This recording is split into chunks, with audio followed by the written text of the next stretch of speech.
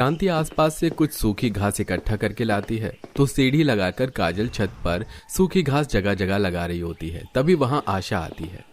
भाभी बेटी के साथ मिलकर घर की छत तो ठीक कर ली, पर इस बारिश के मौसम में लोगों का तो काम धंधा नहीं चलता। तुम एक दिन का राशन 7 दिन चलाती हो, उसका क्या? बेटा भी पता नहीं शहर में क्या करता है, किसको खबर। आशा ताने देकर वहां से अपने घर में चली जाती है। बुआ कितनी बुरी है ना माँ, इन्होंने हमें कभी अपना नहीं समझा। काजल, इन माँ बेटी को तेरे पापा ने अपनी माँ बहन से बढ़कर माना और इन सौतेली माँ बेटी ने अपना असली रूप उस दिन हमें दिखा दिया। आप सारे दिन खेत में काम करते हैं, जो भी पैसा मिलता है वो सारा माँ जी को दे देते हैं। हमारा बेटा शहर गया है पढ़ने, कुछ अपने परिवार के बारे में भी तो सोचो। जानती, मैं अपनी माँ का सगा बेटा नहीं हूँ, पर फिर भी उन्होंने मुझे पाला, वो किसी एहसान से कम नहीं। और आज जब पापा की तबीयत खराब है तो मुझे अपने बेटे होने का फर्ज निभाना है। और वैसे भी हम कोई गरीब नहीं। अगर हमारा बेटा कल को कोई अच्छी जॉब नहीं कर पाया तो भी मैं उसे खेती करना सिखाऊंगा, और ये सारी प्रॉपर्टी हम दोनों भाई बहन की ही है। विनोद अपने और अपने परिवार की न सोचकर सारे पैसे अपनी माँ को दे देता है और कुछ ही दिन में विनोद के पिता की मौत हो जाती है। पिता के जाने के कुछ ही दिनों बाद उमा सारी प्रॉपर्टी अपनी बेटी के नाम कर देती है और उन्हें एक कच्चा झोपड़ी जैसा घर देती है। मेरी बेटी मेरी सगी है और तू सौतेला। जब तक तेरा बाप जिंदा था मैंने तुझे और तेरे परिवार को यहाँ रहने दिया, पर अब ये सब कुछ मेरी बेटी का है, इसीलिए छोटा सा सब्जी का खेत और वो झोपड़ी लेकर निकल जा यहाँ से। माँ, मेरा बेटा शहर में पढ़ रहा है, हर महीने उसे पैसे भेजने होते हैं। मेरी बेटी बड़ी हो गई है, इसकी शादी के बारे में सोचना है। अगर ऐसे वक्त में तुम हमें घर से निकाल दोगी तो हम कहाँ जाएंगे? अगर तुम मेरे नाम कुछ नहीं करना चाहती तो कोई बात नहीं, पर हमें घर से मत निकालो। भैया, आपको समझ नहीं आ रहा क्या कि अब सब कुछ मेरा है और मैं नहीं चाहती कि आप यहाँ रहें। आशा अपनी माँ के साथ मिलकर विनोद, शांति और काजल को घर से धक्के मारकर निकाल देती है। ये सदमा विनोद बर्दाश्त नहीं कर पाता और वो अपाहिज हो जाता है। माँ, पापा की बारी में जब भैया को पता चला तो उन्होंने अपनी पढ़ाई के साथ काम करना भी शुरू कर दिया, पर अब उनकी पढ़ाई पूरी हो गई और वो काम भी कर रहे हैं। मैंने सब्जियां बेचकर बड़ी मुश्किल से तेरे भाई को पढ़ाया है, पर काजल 2 महीने से तेरे भाई ने पैसे नहीं भेजे। तू उसे फोन करके पूछ सब ठीक तो है। अब घर में जाकर काजल अपने कीपैड फोन से अमित को फोन करती है। भैया, बारिश का मौसम शुरू होने वाला है, हमने घर की मरम्मत कर ली है, पर आपने 2 महीने से पैसे नहीं भेजे और पापा की दवाई खत्म हो रही है। वहाँ सब ठीक तो है ना? यहाँ सब ठीक है, बस कंपनी में थोड़ी प्रॉब्लम चल रही है, इसलिए पैसे नहीं भेज पाया, पर जल्द ही पैसे भेजूंगा। इतना बोलकर अमित फोन रख देता है और रोने लगता है। तभी नेहा उसका हाथ पकड़ती है और उससे कहती है, मैं समझ सकती हूँ तुम्हारी हालत, इसीलिए तो कह रही हूँ हम दोनों शादी करके तुम्हारे गांव चलते हैं, वहीं अपनी जिंदगी की नई शुरुआत करेंगे। पर नेहा, मैं बहुत गरीब हूँ, तुम्हारे पापा के पास बस छोटी सी नौकरी करता हूँ। जब से तुम्हारे पापा को हमारे रिश्ते के बारे में पता चला है, उन्होंने मुझे काम से निकाल दिया और मेरी 2 महीने की सैलरी भी नहीं दी। ऐसा ना हो कि उनकी वजह से मुझे पूरे शहर में कहीं काम ना मिले। मेरे पापा को जो करना है करने दो, पर मैं तुम्हारा साथ कभी नहीं छोड़ूंगी। शहर में नौकरी नहीं मिलेगी तो क्या हुआ, हम गांव में रहेंगे। नेहा अमित को मना लेती है और वो दोनों शादी करके शहर जाते हैं और सारी बात शांति को बताते हैं। क्योंकि नेहा अमित के साथ अपना घर परिवार पैसे सब छोड़कर आई थी, इसलिए शांति अपनी बहू को अपना लेती है और अगली सुबह आधा किलो तेल और 1 किलो दाल लेकर आती है। काजल, सारी सब्जियां अंदर रख दे, बाहर मौसम बहुत खराब है, किसी भी वक्त बारिश हो सकती है। माँ जी, घर में राशन खत्म है और आप सिर्फ आधा किलो तेल और 1 किलो दाल लेकर आए हैं। ये तो बस एक दिन का राशन है। बहू, तेल और दाल मैं लेकर आ गई हूँ, सब्जी हमारे घर में रखी रहती है, आटा और चावल घर में है थोड़ा, इसीलिए ये एक दिन का नहीं 1 हफ्ते का राशन है। इतना बोलकर शांति काजल के साथ सारी सब्जी घर में रखने लगती है और ये देख नेहा को अपने मायके के दिन याद आते हैं। सुबह सुबह आलू के पराठे खाकर दिन बन जाता है। वैसे दोपहर में क्या बन रहा है? दोपहर में तेरी पसंद की दाल मखनी, जीरा राइस, रोटी और पनीर की सब्जी, और रात में मैं सोच रही हूँ कि पूरी सब्जी खीर बना लूं।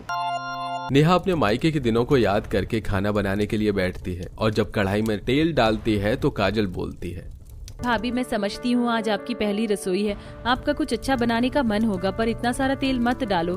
खाने में हमें आधा किलो तेल 1 हफ्ते चलाना होता है, आप सिर्फ 1 चम्मच तेल डालो। काजल के कहने पर नेहा सिर्फ 1 चम्मच तेल डालती है। काजल, सारे मसाले नमक कहाँ हैं? बहू सारा सामान पन्नी में रखा है और कील पर टंगा है, तुम सब्जी में सिर्फ नमक और हल्दी देना।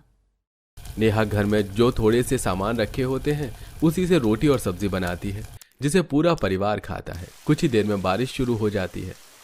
मुझे लग ही रहा था ये बारिश हो जाएगी। अच्छा हुआ जो मैंने सारी सब्जी घर में रख ली थी। अब ये बारिश रुके तो मैं बाजार जाऊं। माँ जी, मैं यहाँ के बारे में कुछ नहीं जानती, क्या मैं भी आपके साथ सब्जियाँ बेचने चलूं? इसी बहाने मुझे यहाँ के रास्तों का पता चल जाएगा। बहू, तू आते ही मेरे साथ सब्जियाँ बेचने जाएगी, वो भी बारिश में? तो क्या हुआ माँ, उसका मन है, मान जाओ। अमित के कहने पर शांति इस बात के लिए राजी हो जाती है। कुछ देर में बारिश बंद हो जाती है और ठेला लेकर शांति अपनी बहू के साथ सब्जी लेकर बेचने निकल जाती है। पर बारिश होने की वजह से रोड पर पानी भरा होता है और उस पानी में भी ठेला लेकर शांति आगे चल रही होती है। तो ये सब देखकर एक बार फिर नेहा को अपने मायके के दिन याद आते हैं। ड्राइवर, गाड़ी रोको, मुझे भुट्टे खाने हैं। बारिश में भुट्टे खाने का मजा ही कुछ और है। नेहा भुट्टा खाने के लिए गाड़ी से उतरती है। तेज बारिश होने की वजह से ड्राइवर छाता खोलकर उसके साथ चलता है और वो छाते के नीचे खड़ी होकर भुट्टा खाती है। नेहा ये सब कुछ सोच ही रही होती है कि तभी वो देखती है कि उसकी सास का ठेला एक गड्ढे में फंस गया है और चारों तरफ कीचड़ है। अकेली शांति ठेला खींच नहीं पा रही होती है। अब वो इसमें अपनी सास की मदद करती है। बाजी, मैं आपकी मदद करती हूँ। बहू तो इतने बड़े घर की लड़की है, सब छोड़कर हमारे घर आई और इस बारिश में गरीबों के साथ इतने बुरे हालात देख रही है। इतना बोलकर शांति इमोशनल हो जाती है, पर नेहा अपनी सास का पूरा साथ देती है और दोनों सास बहू ठेले को धक्का मारकर गड्ढे से बाहर निकलते हैं। इसी तरह कुछ दिन बीत जाते हैं और अमित नौकरी की तलाश में इधर उधर जाता है, तो वहीं नेहा भी पूरे दिन नौकरी की तलाश करती है और शाम को अपनी सास के साथ सब्जी बेचने के लिए जाती है। ऐसे ही एक शाम। इस बारिश को भी अभी होना था जब मुझे सब्जी बेचने के लिए बाजार जाना था। माँ, मैंने आज 2 मुट्ठी दाल बनाई है और चावल, पर मैंने आज तुझे खिचड़ी बनाने को कहा था। हम सब भी वही खा लेते। अब एक काम कर, दाल चावल को मिलाकर थोड़ा और पका ले अपने पापा के लिए। क्या हुआ भाभी, 1 हफ्ते का राशन खत्म होने वाला है। चलो मुझे तुम सब्जी दे दो तो पैसे कमा लोगी इस बारिश में। इस बारिश में भले ही मेरी 1 रुपए की कमाई ना हो, पर मैं तुम्हें सब्जी नहीं देने वाली। और कर तो देखो, बेरोजगार बेटा घर में बीवी लाकर बैठा है और तुम मुझे आंखें दिखा रही हो। अपने बहू बेटे पर ज्यादा मत इतराओ, क्योंकि वो तुम्हारे ही ऊपर बोझ बनकर बैठे। सारी जिंदगी तुम्हें ही खिलाना पड़ेगा। आशा सब्जी लेने के बहाने उस बारिश में शांति को ताने देकर चली जाती है। ये बात अमित और नेहा को काफी बुरी लगती है और नेहा एक बार फिर अपने घर के राशन को देखती है। घर में राशन के नाम पर थोड़ा सा चावल, आटा और पन्नी में थोड़ी सी हल्दी नमक रखी थी। दूसरी तरफ कुछ सब्जियां खराब हो चुकी थी, जिसे बनाने के लिए शांति ने एक तरफ रखा था। यह सब देख नेहा को बहुत बुरा लगता है और वो अमित के साथ बारिश में ही नौकरी की तलाश में निकल जाती है। बहुत जल्द अमित और नेहा की नौकरी लग जाती है और ऐसे एक रात जब पूरा परिवार पानी वाली खिचड़ी खा रहा होता है तो माँ, मेरी जॉब लग गई है। अब हमें 1 दिन के राशन को 1 हफ्ते नहीं चलाना होगा। माँ जी, बस अब 1 महीने और मुश्किलों का सामना करना है, फिर सब ठीक होगा और पापा जी का अच्छे से इलाज होगा। अमित और नेहा शांति को और परेशान नहीं करना चाहते थे, इसलिए वो शांति से 1 रुपया नहीं लेते और सुबह जल्दी उठकर बारिश में ही पैदल चलते हुए ऑफिस जाते हैं और शाम को आते हुए कभी दुकान के नीचे तो कभी घरों के बाहर खड़े होकर रुकते हुए पैदल बारिश में घर आते हैं। इसी तरह 1 महीने के बाद जब सैलरी मिलती है तो नेहा और अमित 1 हफ्ते का नहीं बल्कि 1 महीने का राशन लाते हैं और आशा को सुनाते हुए कहते हैं, माँ जी, भगवान के घर देर है अंधेर नहीं। आपका हक हिस्सा कोई कितनी ही चालाकी से क्यों ना हड़प ले, पर जिन्हें राजा बनना होता है वो बन ही जाता है। अपने घर की बालकनी पर खड़ी आशा ये सब सुनकर मुंह बनाकर अंदर चली जाती है और उस दिन पूरा परिवार दाल तड़का फ्राई, राइस, पूरी, पनीर जैसा खाना खाते हैं और बाहर हो रही बारिश को एंजॉय करते हैं। गरीब बहू की ड्रेस। ओ माय गॉड, मुझे यकीन ही नहीं होता कि मैं आज इस मुकाम पर हूँ। सबको मेरा हुनर अच्छा लगा। लेकिन रोशनी, तुम यकीन कर लो, आज तुमने मुझे और माँ को बहुत बड़ी खुशी दी है। हम दोनों को तुम पर गर्व हो रहा है। हाँ बहू, मैंने कहा था ना कि खुद पर विश्वास रखो। मुश्किल घड़ियां तो होती ही हैं परीक्षा लेने के लिए, और देखो तुम विजयी हुई। आज सब लोगों को तुम्हारे बनाए हाथ के कपड़े पसंद आ रहे हैं। इस गरीब बहू के कपड़े खराब करने की हमने लाख कोशिश की, लेकिन सब नाकाम रही। वही तो दीदी, सोचा था आज इसकी बहुत बेइज्जती होगी, लेकिन सब बर्बाद हो गया। आखिर गरीब बहू ने ऐसा क्या किया था जो लोग उसकी ड्रेस को इतना पसंद कर रहे थे, और क्यों उसकी दोनों जिठानियों ने उसकी ड्रेस बार बार खराब करने की कोशिश की? आइए ये जानने के लिए कहानी के शुरुआती भाग में चलते हैं, जहां कुछ समय पहले ध्रुव किसी गरीब घर की लड़की से प्यार कर शादी कर उसे अपने घर ले आता है। तब चौखट पर ध्रुव, तेरी हिम्मत कैसे हुई अपने घर वालों से बिना पूछे शादी करने की? तुझे थोड़ा सा भी हमारे लिए बुरा नहीं लगा कि हम सबकी कितनी इच्छा थी तेरी शादी में आने की?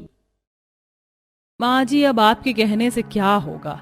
देवर जी तो शादी करके इसे ले आए। इस गरीब ने कभी इतने बड़े घर को देखा नहीं होगा, लेकिन अब रहेगी। अब तो बाहर वाले भी हम लोगों की खिल्ली उड़ाएंगे कि घर में गरीब बहू आई है। माँ प्लीज रोशनी को एक मौका दीजिए, वो बहुत अच्छी है। मेरे बच्चे, मैं तुझसे बहुत प्यार करती हूँ। अब तो ऐसी वैसी लड़की तो नहीं लाया होगा। गरीब है तो क्या हुआ, मैं इसे अपनी बहू स्वीकार करती हूँ। तब दोनों बहू बेटे सास का आशीर्वाद लेते हैं और सास बहू का गृह प्रवेश करवा देती है। ये क्या दीदी, माँ जी तो इससे जरा भी नाराज नहीं हुई, उल्टा इसको अपना लिया। इस बात से तो मैं भी हैरान हूँ प्राजक्ता, लेकिन अब क्या कर सकते हैं। ऐसे ही दिन गुजरते हैं। रोशनी अपने ससुराल की सारी जिम्मेदारी अच्छे से संभाल लेती है और अपनी सिलाई के शौक को जारी रखते हुए वो घर में सिलाई भी करती है। एक दिन अवंतिका कहती है, अच्छा, तुम तीनों को मुझे ये कहना था कि कल हमारे पड़ोसन सविता के बेटे का रिसेप्शन है, तो कल पार्टी में जाने के लिए तैयार हो जाना। अच्छे कपड़े पहनना, और खासकर रोशनी बहू तुम, क्योंकि तुम्हें किसी ने देखा नहीं है। जी माँ जी, आप चिंता मत कीजिए, मैं तैयार हो जाऊंगी। कल तो हमें पार्टी में जाना है और मेरे पास कोई ड्रेस नहीं है। मुझे डिजाइनर ड्रेस खरीदने के लिए स्टूडियो जाना पड़ेगा। प्राजक्ता, तू चलेगी क्या? हाँ दीदी, आखिर मुझे भी तो डिजाइनर साड़ी खरीदनी है। माँ जी, हम आते हैं। दोनों बहू अपने लिए डिजाइनर कपड़े खरीदने डिजाइनर स्टूडियो पहुंच जाती हैं, जहां महंगी महंगी ड्रेस देखकर ट्राई करती हैं। वहीं सास, तू क्यों नहीं गई उनके साथ कपड़े खरीदने? तेरे पास कपड़े तो होंगे नहीं, तू गाँव से आई है।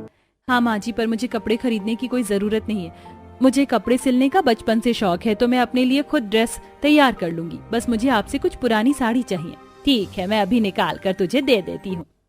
तब दोनों बहू घर आ जाती हैं और अवंतिका उसे पुरानी साड़ी निकाल कर दे देती है, जिसके बाद रोशनी अपने कमरे में कुछ कपड़े काट कर सिलाई करने लगती है और फिर बॉर्डर लगाती है। शुक्र है 3-4 घंटे में मेरे कपड़े तैयार हो गए। अब कल मैं यही पहनूंगी। अगले दिन सब लोग पार्टी में जाने के लिए तैयार हो जाते हैं। तब अवंतिका, माँ जी देखिए, हमारे कपड़े अच्छे लग रहे हैं ना? हाँ बताइए ना माँ जी। हाँ, तुम दोनों अच्छी लग रही हो, लेकिन रोशनी बहू तुम कब आओगी? टाइम हो रहा है। माँ पार्टी में उसको मैं ले जाऊंगा, आप तीनों जाओ। ठीक है। तीनों पार्टी में चले जाते हैं। वहीं बहू भी तैयार होकर सबके बीच आ जाती है। तब प्राजक्ता सुनीता उसके कपड़े देखकर बहुत हंसती है। रोशनी, तू ये पहन के आई है? अरे, तो मेरी नौकरानी के कपड़े से भी सस्ते लग रहे हैं। अरे हाँ, मुझे तो ऐसा लग रहा है जैसे तुम किसी रिसेप्शन पार्टी में नहीं, सब्जी मंडी में आई हो, ऐसे वाहियात कपड़े पहन के। अब तो माँ जी की बेइज्जती पक्का होगी। तभी पड़ोसी बातें बनाते हैं, हे भगवान, अवंतिका तेरी तीसरी बहू है, वो भी किसी गरीब घर की। कपड़ों से साफ पता चल रहा है। अरे थोड़े पैसे खर्च करके अपनी दोनों बहू की तरह डिजाइनर कपड़े दिला देती। अब आंटी जी खुद ही घर में फैशन डिजाइनर बनकर काट पीट कर कपड़े पहनेगी तो कार्टून बनकर ही आएगी ना। हाँ जी, मुझे तो शर्म आ रही है। हम चले पार्टी से या इसे जाने को कहें? बहू, तुमने ये क्या किया? तुमने कहा था तुम्हें बहुत अच्छे कपड़े बनाने आते, और ये तुम क्या पहन कर आई हो? सारी इज्जत मिट्टी में मिला दी। चली जाओ यहाँ से, इससे पहले कि लोग तुम्हें और देखें। माँ आप? अवंतिका और बाकी लोगों की बातों से रोशनी की आंखों में आंसू आ गए थे। वो चली जाती है और पीछे पीछे ध्रुव भी घर पहुंच जाता है। ध्रुव जी, मैंने माँ जी की बेइज्जती करवा दी। मुझे लगा था मैंने पार्टी के हिसाब से कपड़े तैयार कर लिए, लेकिन मैं फेल हो गई। कोई बात नहीं रोशनी, मैं जानता हूँ तुम्हें सिलाई करने का बहुत शौक है और तुम बहुत अच्छे कपड़े बनाकर पहनती हो। ये तो मैंने देखा है, भूल जाओ अब सब कुछ। तब सास को घर आकर अपनी गलती का एहसास होता है। बहू, मुझे वहाँ ऐसा नहीं करना चाहिए था। अच्छा सुनो, कल 2 साल बाद तुम्हारी नंद घर पर आ रही है, तो मैंने वेलकम पार्टी रखी है, इसीलिए अच्छी सी ड्रेस पहनना, इस दिन की तरह मत पहनना। जी माँ जी, इस बार मैं माँ जी को निराश नहीं करूंगी। रोशनी इस बार बहुत अच्छी ड्रेस बनाकर तैयार करती है। इतने में नंद भी घर आ जाती है और घर में दोनों जेठानी पार्टी की सजावट करवाती हैं। जब रोशनी ड्रेस बना लेती है तो अवंतिका को दिखाती है। वाह बहू, तुमने तो बहुत सुंदर ड्रेस बनाई है, और वो भी जुगाड़ करके। यकीन नहीं होता, आज तो सब लोग तुमको ही देखेंगे। नहीं माँ जी, आज तो दीदी का दिन है। तब सास तैयार होने चली जाती है और रोशनी भी नहाने जाती है। पीछे से दोनों जेठानी उसके कपड़े खराब करके चली जाती है। इस बात का रोशनी को पता नहीं होता और वो ऐसे ही ड्रेस पार्टी में पहनकर आ जाती है। तब सब लोग उसका मजाक उड़ाते हैं। ये क्या अवंतिका, तेरी बहू किसी मेले में आई है क्या ऐसे कपड़े पहनकर? भाभी आपने क्या किया? मेरे फ्रेंड्स भी आज आपसे मिलने आई थी, ये चूहे जैसी कुतरी ड्रेस आपने क्यों पहनी? लगता है ये खुद को 90s की हीरोइन समझती है आज के जमाने में। ये मेरी ड्रेस कब खराब हुई? सब लोग मुझे ही देख रहे हैं। बहू ये तो चिंता मत कर। पर माँ जी दोबारा बेइज्जती तो हो गई ना आपकी, मैं जा रही हूँ अपने कमरे में। इस बेइज्जती के बाद रोशनी बिखर जाती है। अवंतिका अपनी दोनों बहू के साथ किसी और पार्टी में जाती, तब दोनों जेठानी उसके कपड़े को फिर से खराब कर देती थी, जिससे रोशनी का खुद की सिलाई पर से विश्वास उठ जाता है। एक दिन सास, बहू तो खुद पर से अपना विश्वास खत्म मत कर, मुझे पता है तू बहुत अच्छी सिलाई करती है। कल मेरी सहेली के एनजीओ का उद्घाटन है, अपने लिए एक अच्छी सी ड्रेस तैयार कर ताकि सब लोग तुझे देखते ही रह जाएं। नहीं माँ जी, अब मुझ में आपको फिर से बेइज्जत करवाने की हिम्मत नहीं है और न ही सिलाई मशीन चलाने की। मुझे कुछ नहीं आता, लेकिन मुझे तुझ पर पूरा भरोसा है और कल तुझे खुद पर विश्वास करके ड्रेस बनाकर पहन के आना ही होगा। मैं तेरा वहाँ इंतजार करूंगी। तब सास की बात सुनकर रोशनी, रात के 10 बज रहे होते हैं, वो सोने की कोशिश करती है पर उसे नींद नहीं आती। क्यों माँ जी की बातें बार बार सता रही है? उनकी इज्जत का सवाल है। अगर कल मैं एनजीओ में नहीं गई तो मुझे ड्रेस तैयार करनी ही होगी। रोशनी अलमारी से पुरानी साड़ी और सजाने वाला सामान निकालकर सुंदर सी ड्रेस बनाने लगती है और रात भर उसे तैयार करती है और फिर अपने पर्स और जूते पर भी ऐसे स्टोन लगाती है जिससे कि वो भी चमचमाने लगते हैं। और अगले दिन दोनों बहू उसकी बनाई मेहनत को देखकर फिर से खराब कर देते हैं। अब देखते हैं कैसे पार्टी में पहुंचती है। दोनों अमीर बहू पार्टी में पहुंच जाती हैं, जहां लोग उनके डिजाइनर कपड़ों की बहुत तारीफ करते हैं।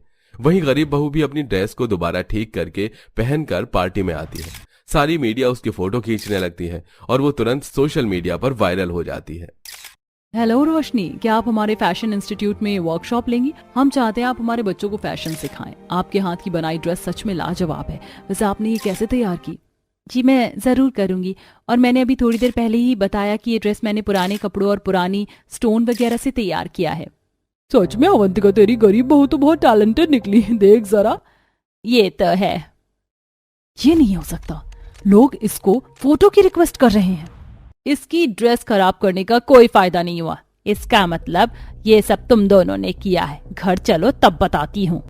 रोशनी, मुझे तुम पर हमेशा से गर्व था। आज सबको पता चल गया, मेरी बीवी सबसे अलग है। आज तुम्हारा हुनर और गरीब बहू की ड्रेस सबको भा गई। जी ये सब माँ जी की वजह से हुआ है। रोशनी जी, मैं तो आपको काम पर रख रही हूँ, वो भी 1 लाख रुपए की मंथली सैलरी पर। बोलिए करेंगी? जी जरूर। गरीब बहू की ड्रेस सबको पसंद आती है। घर जाकर अवंतिका अपनी दोनों बहू को खूब खरी खोटी सुनाती है, जिसके बाद वो शर्मिंदगी से रोशनी से माफी मांगती है। वहीं रोशनी को सिलाई के जरिए अपनी पहचान बनाने का मौका मिलता है और वो वर्कशॉप के जरिए बच्चों को भी कपड़े तैयार करना सिखाती है।